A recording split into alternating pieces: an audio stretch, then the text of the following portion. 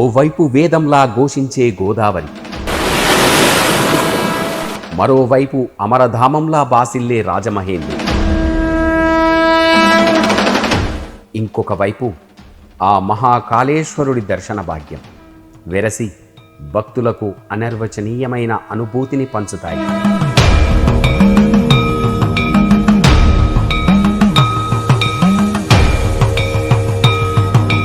మధ్యప్రదేశ్లోని ఉజ్జయిన్లో మాత్రమే నిర్వహించే భస్మాభిషేకాన్ని చూసే యోగం ఇప్పుడు ఆంధ్రప్రదేశ్ సాంస్కృతిక రాజధాని అయిన రాజమహేంద్రవరంలోనూ వీక్షించే అవకాశం ఆ భక్తులకు కలుగుతుంది.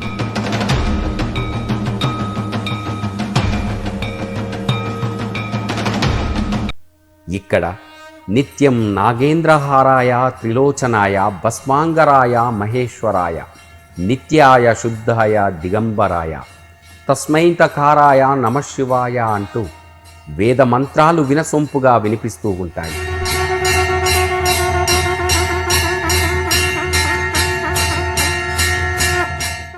మహాకాళేశ్వరుడికి నిర్వహించే భస్మాభిషేకం భక్తులను ఆధ్యాత్మిక ఆనందజురిలో ఓలలాడిస్తూ ఉంటుంది.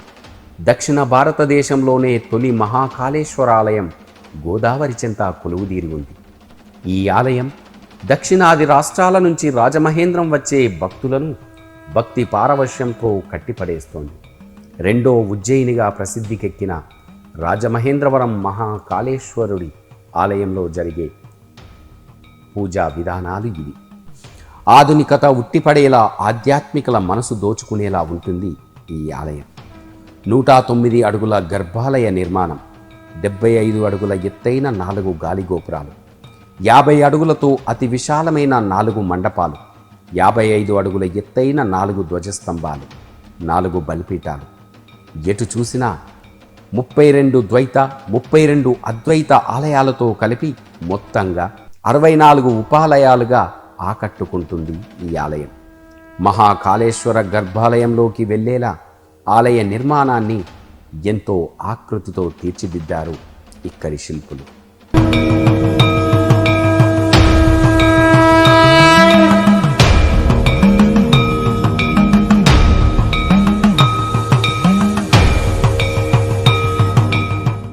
ఆ పరమేశ్వరుడికి ఇష్టమైన భక్తుడు ఎంతో ప్రేమగా రాజమహేంద్రవరం రాజమండ్రిలో ఆ మహాకాళేశ్వరుడికి ఆలయాన్ని నిర్మించి భక్తులందరి చేత పూజలు జరిపించుకుంటున్న మహాపుణ్యక్షేత్రం ఈ మహాకాళేశ్వర క్షేత్రం.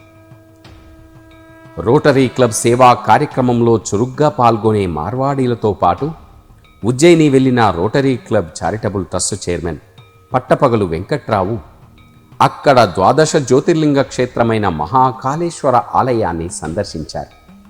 దేశం గర్వించదగ్గ ఇటువంటి ఆలయాన్ని ఎంతో భక్తితో రాజమహేంద్రవరంలో గోదావరి తీరాన నిర్మించాలని అక్కడే నిర్ణయించుకుని ఆ పరమేశ్వరుడి ఆశీస్సులను పొందాడు. ఉజ్జయిన్లో మహాకాళేశ్వరుడికి జరిపే చితాభస్మాభిషేకానికి మహా అద్భుతమైన క్రతువుగా దేశవ్యాప్తంగా పేరు ఉంది. ఈ భస్మాభిషేకాన్ని చూడడానికి దేశం నలుమూలల నుండి పెద్ద ఎత్తున భక్తులు ఆ ఉజ్జయిని వెళ్తూ ఉంటారు. ఈ నేపథ్యంలో ఉజ్జయిని మహాకాళేశ్వరాలయాన్ని సందర్శిస్తే ఆ లభించే అనుభూతిని దక్షిణాది రాష్ట్రాల భక్తులకు అందించాలని రాజమహేంద్రవరంలో ఈ ఆలయ నిర్మాణానికి శ్రీకారం చుట్టారు. పవిత్ర గోదావరి నదీ తీరాన గౌతమి ఘాట్లో 2 ఎకరాల విస్తీర్ణంలో అత్యంత సుందరంగా మహాకాళేశ్వర ఆలయం రూపుదిద్దుకుంది. రాజమహేంద్రవరం మహాకాళేశ్వరుడి ఆలయంలో ప్రత్యేకంగా చెప్పుకోవాల్సింది చితాభస్మాభిషేకం. ఇక్కడ రోజు తెల్లవారుజామున 4 గంటల నుంచి 6 గంటల వరకు శాస్త్రోక్తంగా జరిపే చితాభస్మాభిషేకాన్ని వీక్షించడానికి వేల సంఖ్యలో భక్తులు తరలివస్తూ ఉంటారు. ఈ భస్మాభిషేకం కోసం రోటరీ క్లబ్ నిర్వహిస్తున్న 2 కైలాస భూముల నుంచి చితాభస్మాన్ని శాస్త్రోక్తంగా సేకరించి ఆలయానికి తీసుకువచ్చి దేహం చాలించిన వారి చితాభస్మాన్ని తెల్లటి వస్త్రంలో మూటగట్టి లింగాకారంలో ఉన్న ఆ మహాకాళేశ్వరుడికి అర్చకులు అభిషేకాన్ని చేస్తారు. దేహం చాలించిన ప్రతి ఒక్కరి ఆత్మ చితాభస్మాభిషేకంతో శాంతిస్తుందనేది భక్తుల నమ్మకం. ఉజ్జయిన్లో అయితే భస్మాభిషేకానికి పురుషులను మాత్రమే అనుమతిస్తారు. ఈ రాజమహేంద్రవరం ఖ్యాతి దేశం నలుదిశలా విస్తరించాలనే సంకల్పంతోనే ఈ ఆలయాన్ని నిర్మించారు. చారిత్రక నగరం కావడంతో ఇక్కడి ప్రాశస్తం భావితరాలకు గుర్తుండిపోవాలనే ఆలయాన్ని ప్రారంభించారు. దక్షిణాది రాష్ట్రాల భక్తులందరికీ కూడా ఇది అందుబాటులో ఉండి ఎంతో మంది భక్తులు నిత్యం మహాకాళేశ్వరుణ్ణి దర్శించుకొని ఆ పరమేశ్వరుడి ఆశీస్సులను పొందుతున్నారు.